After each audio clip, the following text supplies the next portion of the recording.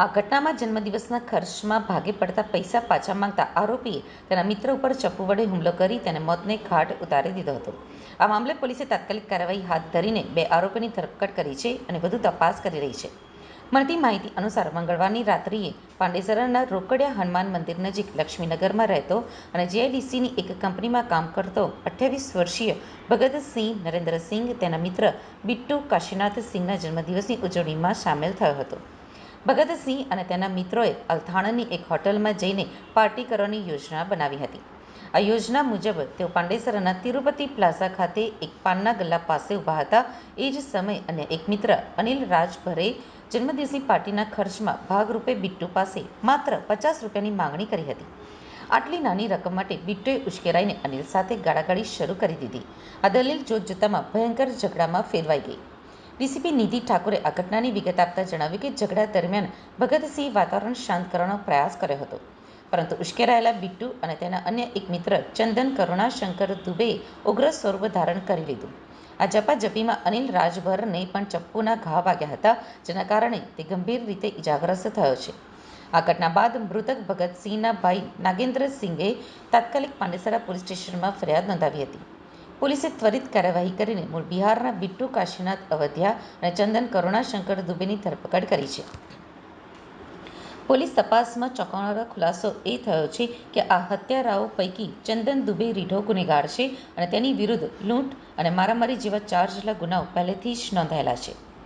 માત્ર 50 રૂપિયા જેવી નજીવી બાબતે થયેલી આ હત્યાએ સમગ્ર વિસ્તારમાં ચકચાર મચાવી છે. ભગતસિંહના પરિવારમાં માતા, ભાઈ-બહેનો અને અન્ય સભ્યો શોકમાં ગરકાવ થઈ ગયા છે. એક નિર્દોષ યુવકનો જીવ માત્ર સામાન્ય વિવાદમાં છીનવાઈ ગયો છે. પોલીસે બંને આરોપીઓ વિરુદ્ધ હત્યા અને હુમલાનો ગુનો નોંધી વધુ તપાસ હાથ ધરી છે. 7 દોસ્તો એક સાથે ભેગા થયા હતા ને આ લોકો આ 7માંથી એકના બર્થડે હતા. તો આ માટે પાર્ટી કરવા માટે એક હોટેલના રૂમ બાબતે આ લોકોની કઈ માથાકૂટ થઈ હતી કે અમને તમે 50 રૂપિયા આપી છે તો 50 રૂપિયા પરત કરો. આ બાબતની લડાઈમાં આપસમાં એકને બીજાના મર્ડર કરી નાખ્યા અને બીજાને પણ ચોટ લાગી છે. તો આ બાબતની ગુના પાંડેસરા પોલીસ સ્ટેશનમાં દાખલ કરી છે. તો આમાં જે મરણ જનાર છે એમના નામ ભગત છે અને આ બીજાને જેમને ઈજા પહોંચી છે એમના નામ અનિલભાઈ રાજભર છે.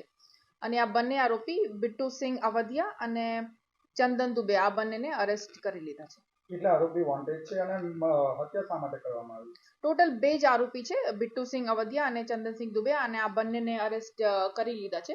અને જેમ કે હું કહ્યું, આ લડાઈ બેસિકલી 50 રૂપિયા એક અનિલ રાજભરને બિટ્ટુને આપી હતી અને આ પૈસા પરત માંગતા આ બાબતની લડાઈ હતી. અને આ જે મરણ જનાર છે ભગતભાઈ, એક વાઇપરની લકડી ઉઠાઈને બિટ્ટુને મારતા હતા અને ત્યારે ચંદન દુબે અનિલભાઈને પકડીને રાખ્યા હતા. તો આ બિટ્ટુ ઉશ્કેરાઈને ચાકુ ભગતને મારી નાખ્યા અને ભગતની મોત થઈ ગઈ અને અનિલને પણ ઈજા પહોંચી. આ ચાકુ ક્યાંથી લાવેલું? ચાકુ એમની પાસે જ હતા. મેમ, બર્થડે ક્યારે હતું, કોનું હતું અને કઈ રીતે આ સામાન્ય બાબતમાં વધારે બોલાચાલી થઈ અને બંને જણા શું કરે? બિટ્ટુના બર્થડે હતા અને આજ 16/9/25 ના રોજના બર્થડે હતા અને ઝઘડા બસ કે પાર્ટીમાં આ 50 રૂપિયા એમને આપી હતી અને પરત નહીં કરતા હતા, આ બાબતની જ નાની લડાઈમાં કૃત્ય થઈ ગયું.